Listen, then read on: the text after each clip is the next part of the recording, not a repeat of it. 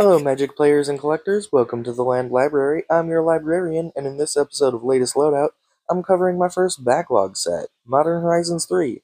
But buckle up because this is a big one.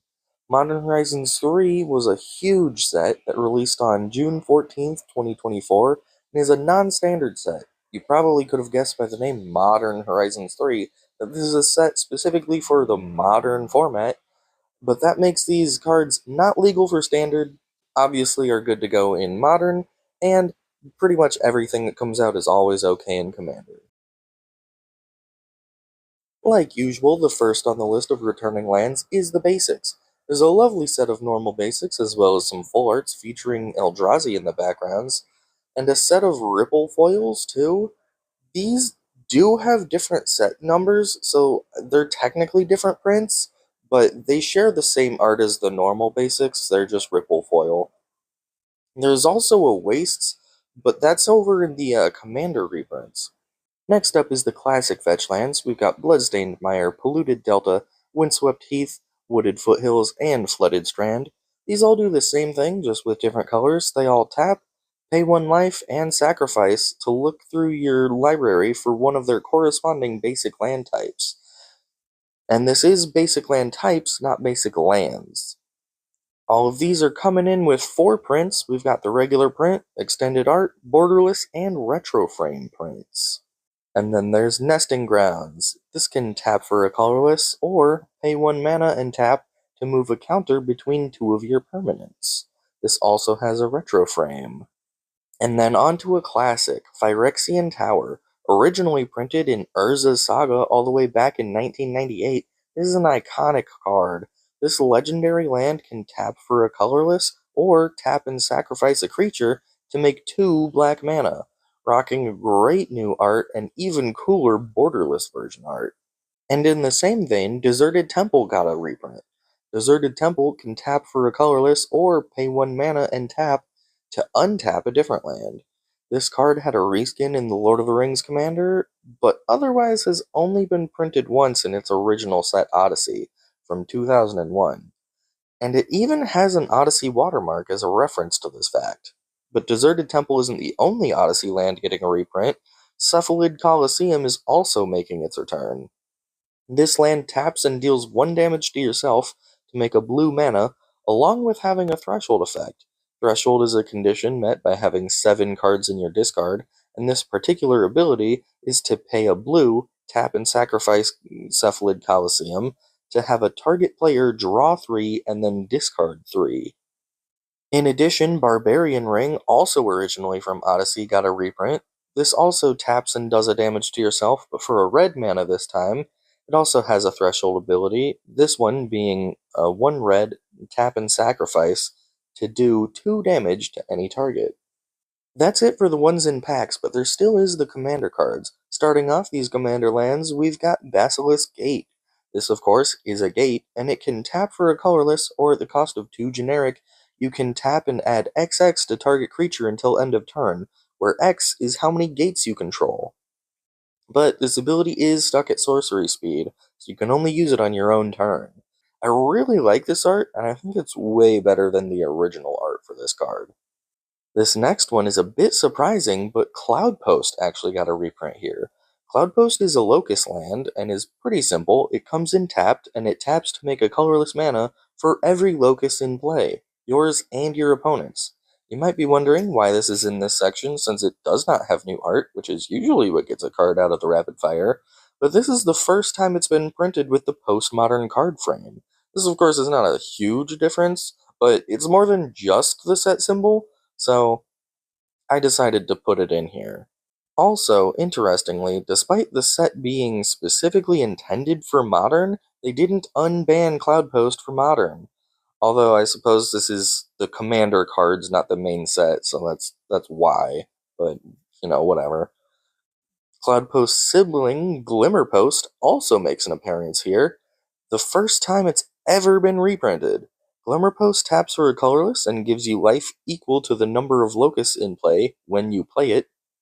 And this is in the same boat as Cloudpost, where it's not new art, it's just the first postmodern card border, but unlike Cloudpost, this is not banned in modern.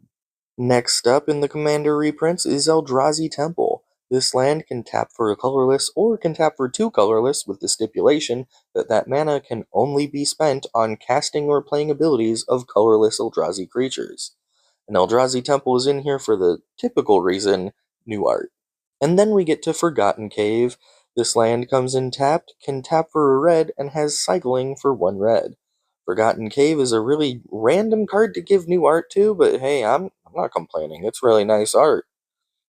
But that's the last of the cards with something new about them, so that means we're on to the rapid fire section. We've got Adakar Wastes, Aether Hub, Ash Barrens, Azorus Chancery, Battlefield Forge, Blast Zone, Bonder's Enclave, Brushland, Canyon Slough, Cascading Cataracts, Castle Vantris, Caves of Koilos, Cinder Glade, Command Tower, Corrupted Crossroads, Dakmore Salvage, Dark Depths, Demolition Field, Desert of the Indomitable, Desert of the Mindful, Dreamroot Cascade, Evolving Wilds, Exotic Orchard, Flooded Grove, Frostboil Snarl, Fury Calm Snarl, Hashtag Oasis, Hidden Cataract, Hidden Nursery, Izet Boiler Works, Carpulson Forest, Kessig Wolfrun, Lair of the Hydra, Llanowar Wastes, Lumbering Falls, Lush Oasis, Mossfire Valley, Myriad Landscape, Mystic Gate, Mystic Monastery, Opal Palace, Overflowing Basin, Path of Ancestry, Port Town, Prairie Stream, Quandrix Campus, Raging Ravine, Reliquary Tower,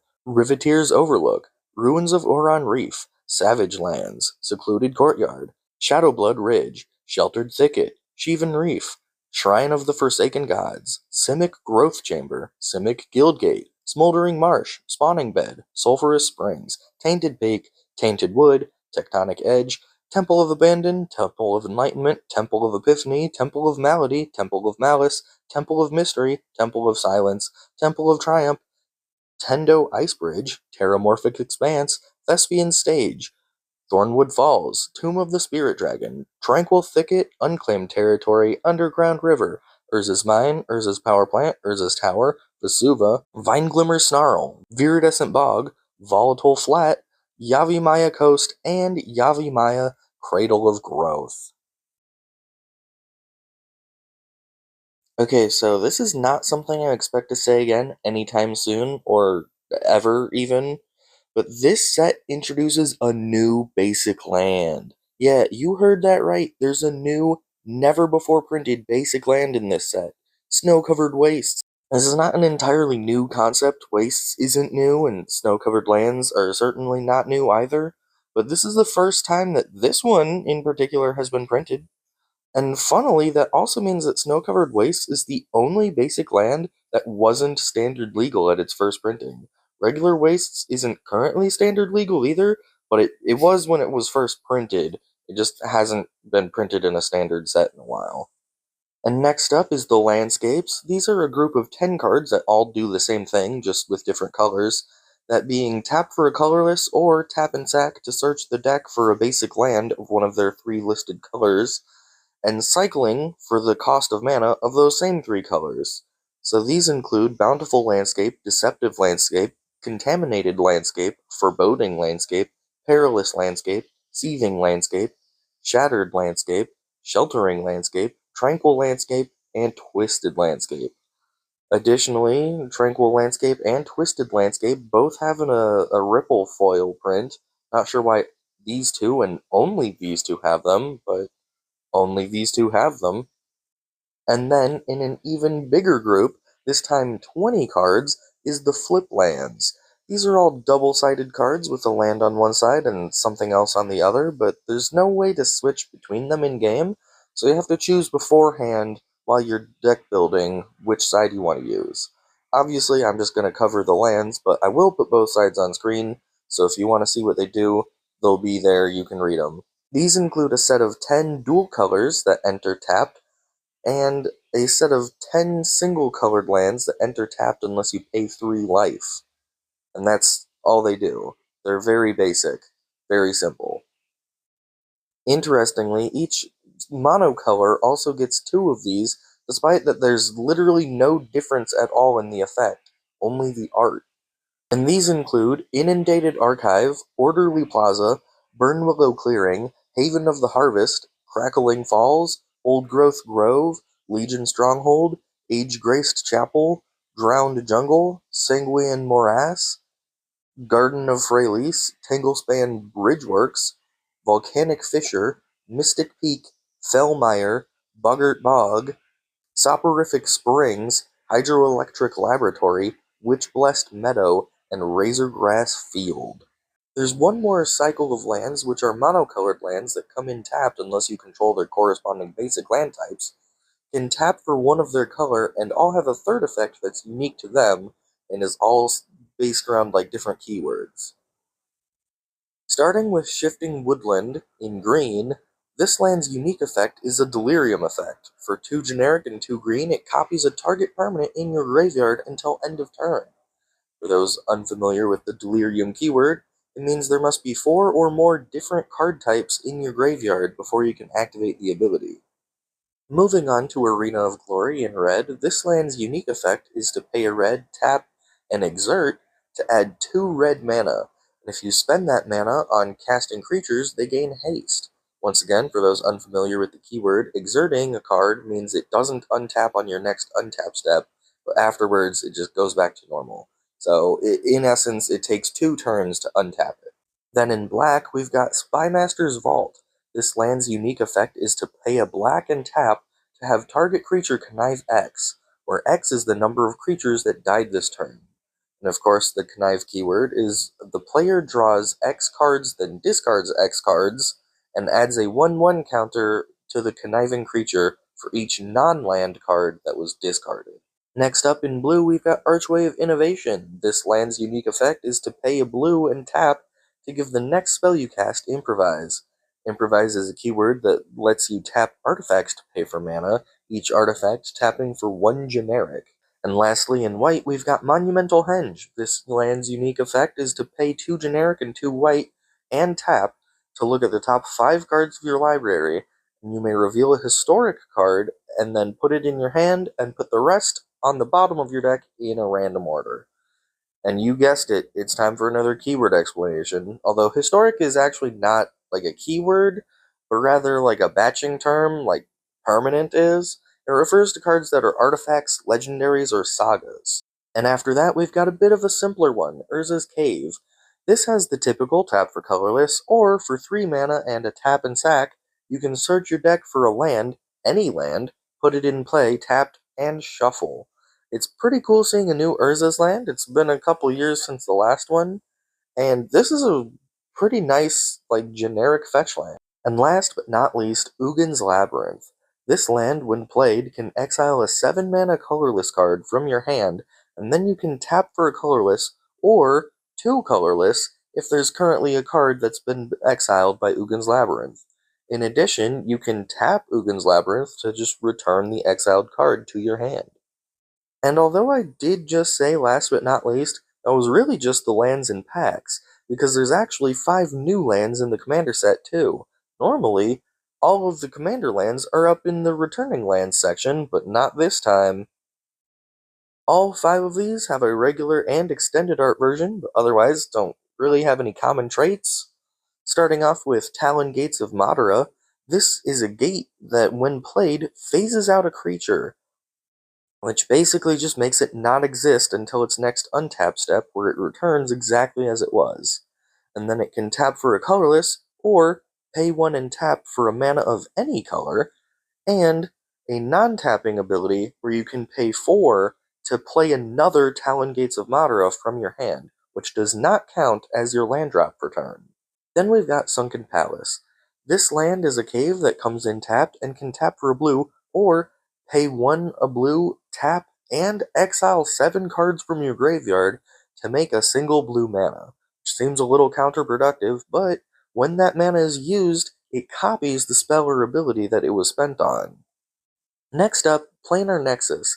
This is an interesting land, being every non-basic land type at the same time, but its actual abilities are pretty simple. It can either tap for a colorless, or pay 1 and tap for a mana of any color. Following that is a desert by the name of Lazotep Kori. This land can tap for a colorless, tap and sacrifice a creature to make a mana of any color, or, at sorcery speed, you can pay X and 2, and then tap and sacrifice a desert to exile a creature from your graveyard with a mana cost equal to X, and then make a token copy of it, but it's a 4/4 zombie in addition to its other traits and abilities. And all these new additions to land subtypes are great, but I'm so excited for this last one. It's a new Locust land, Trench Post. This is the first Locust in a decade and a half, and it taps for a colorless or pay 3 and tap to mill cards from a target player's library equal to the number of Locust lands you control. Ooh, and that's it. That's all of them. Finally got through all of the huge amount of land in this one. This set has so much land, and some of them are really great, but they can't all be winners. So I'm gonna go in order of pretty much worst to best, starting off with the flip lands. They're terrible. Unless you're not playing the land sides, then they're alright. The dual colors are just normal dual colors that come in tapped, but nothing else. No interactable subtype like guild gates, no entering untapped condition like check lands or even like the unluckies. Like, as not great as the unluckies untapped condition is, they at least have one. And the monocolored flip lands are even worse. They make the same level of mana as a basic, but with none of the benefits of having a basic land type. And they come in tapped unless you pay 3 life. Imagine having to pay 3 life just for a weaker version of a basic. Unless you are specifically trying to lose life for something like a Death Shadow deck, then playing these is literally just handicapping yourself, and you should just play basics. The landscapes are at least playable, but they're not very good. Fetching only basics and making them enter tapped is pretty weak. You're basically sacrificing a turn of land, but it's not too bad when you're like drafting or in Commander, when you're a lot more likely to need the extra choice of a specific basic. And its backup option of making a colorless means it's at least not dead on arrival. But the cost of their third ability is absurd. 3 specific colors of mana for 1 draw? No thanks. Nobody is ever going to use that. Still, these are pretty mid at best, and are not likely to see any high level play. Snow Covered Waste is not very good. Although I do like it, I appreciate that there's a new basic. It's really cool that they made this. Wastes is the weakest basic, and although it being snow does make it a little more interactable than vanilla wastes, it still is the weakest snow basic because it's still a waste. And the other thing is, there's no snow cards in this set. Nothing in this set benefits from snow, so it's completely useless in drafting. You would have to be using it in an outside deck. But even then, like, what snow deck really wants wastes? So it's filling a niche that doesn't exist. Moving on to the worst of the new lands in the Commander set, and actually kind of the only, like, actually bad one, Sunken Palace. Copying a spell or ability is good, but the cost for this ability is ridiculous to the point that it's basically unusable. 2 mana and a tap is essentially 3, because you can't tap the Sunken Palace itself to get the mana, so you're effectively using 3 mana and exiling 7 cards to make 1 mana? Why? Just for a copy of something? Like, the cost to reward is just completely unbalanced. I get what they were going for, but like, they really went overboard on the cost. Monumental Henge is in a very similar place where the cost just outweighs the effect. Effectively 5 mana for a weak search of only 5 cards that's easy to fail, and you only get 1 card even when you don't fail, is just not worth it. Archway of Innovation isn't so much bad as it is just too niche. Improvise isn't a great ability unless you're specifically playing like a colorless artifact deck, and like, if you are, then heck yeah, this is pretty good. Not as good as some other artifact support, but it's still a valid playable option in that particular niche. Just, it doesn't do anything outside of it. Spymaster's Vault is another, like, too niche land. Conniving is alright in, like, a reanimation deck or a dredge deck, but since X is the number of creatures that died, it's a little bit hard to use. Unless you're sacrificing a lot of your own creatures, Or I suppose you could use it on someone else's turn when they get wiped, but outside of a deck that wants a lot of cards in your graveyard, it's just not doing much. Trench Coast is yet again another 2 niche land. Locust is a very rare subtype of land. There's actually only 3, and although this is decent support for it, it's honestly kind of the weakest of the 3, and its effect does kinda combo. Like, if you're running a mill deck, the other 2 fit in that, but like, it being in Commander really limits its potential, and it feels like this is more just to like power up a Cloud Post than to actually use Trench Post. Lazadep Quarry is kinda niche, but not too niche. It has some pretty decent potential in a deck that has like lots of little creatures you don't mind sacrificing, or a deck that wants your creatures to die in order to trigger effects and combos, as well as like just a desert deck. It pairs well with stuff like Dunes of the Dead, which wants to be discarded, or Hostile Desert, which wants lands in your graveyard. But while this is not nearly as niche, it still is a bit too niche to fit in everything, so it's decent, but not great. And now on to the actual good ones. Shifting Woodland is pretty strong. Delirium is a pretty easy condition to meet, and although 4 mana is fairly pricey, copying any permanent out of your graveyard is totally worth it. It can become a powerful creature, an important combo piece, a useful enchantment, even another land with even better effects. This land is very versatile, and the only real problem is that you have to have something in the graveyard first in order for it to copy it. Next up is Planar Nexus. Despite its pretty simple abilities, it being all non-basic land types makes it really good. It can pair with pretty much anything and will interact with a lot of stuff. It'll trigger effects like Guild Summit. It's searchable by effects like Dance of the Tumbleweeds, and it contributes to the X numbers of cards like Calamitous Cave-In. But even without that potent land tribal, switching mana colors is still pretty good, and this is just overall a really nice land. And then Arena of Glory. This land is like Sunken Palace, but actually good. Taking a mana and a tap to make 2 mana with conditions is an even exchange of mana instead of a deficit, and the condition of giving a creature haste is pretty good, especially since 2 mana means potentially 2 creatures with haste. And its balance of being exerted is easily ignored by running something like Deserted Temple, which can manually untap it, which just so happens to be in the same set. Moving on to Urza's Cave, this is a fantastic wildcard fetch land. It literally has no limits.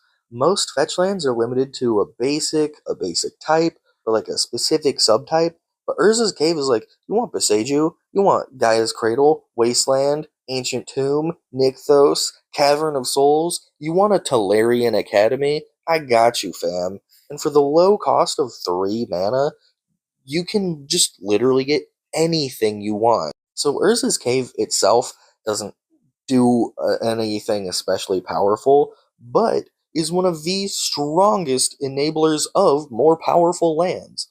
And speaking of more powerful lands, Talon Gates of Madara is the most powerful new land in the Commander set. First off, it's a gate, which means it already has plenty of support from cards like Open the Gates, Circuitous Route, and District Guide, but its true power comes from its ability to phase a creature.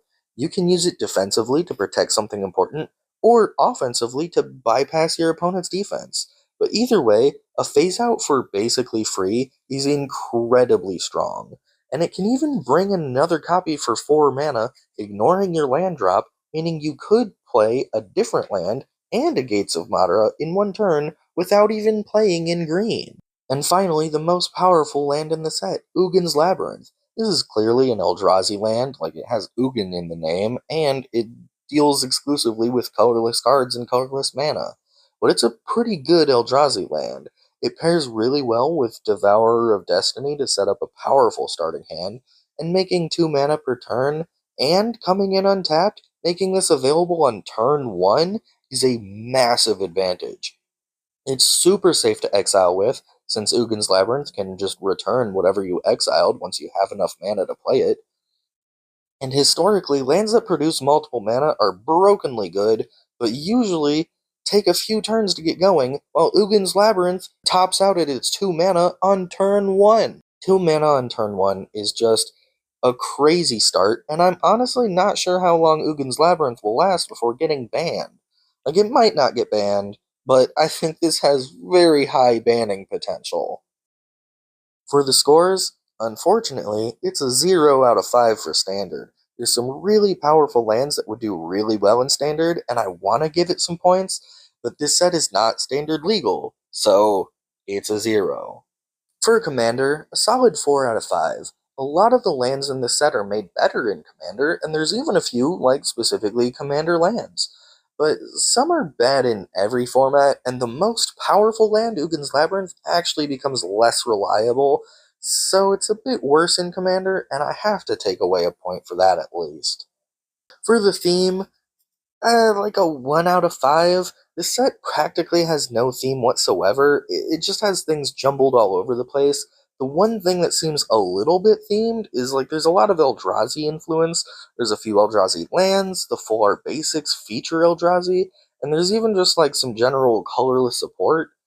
But like, it's not even that large of a portion of the land, so I can't really give it more than 1 point for that. For the art, though, 10 out of 10. There are some amazing new arts for old cards, gorgeous new lands, and like retro frames, borderless, extended arts, just multiple versions of so many all over the place. The art in this set truly goes all out. And so that leaves us overall with a 15 out of 25. That feels pretty low for this set. Like, I definitely would have given it more if it was standard legal. And so, like, maybe I should have changed that to modern instead of standard, but whatever. To keep it consistent with other videos, I just kept it with standard. This set has a lot of great, viable options and really nice art. It's just not good for standard. If you've made it this far in the video, please drop a like for turn and subscribe for more Landfield content. If I missed anything, got anything wrong, or you just have questions, let me know in the comments, and I'll see you in the next latest Loadout backlog, Outlaws of Thunder Junction.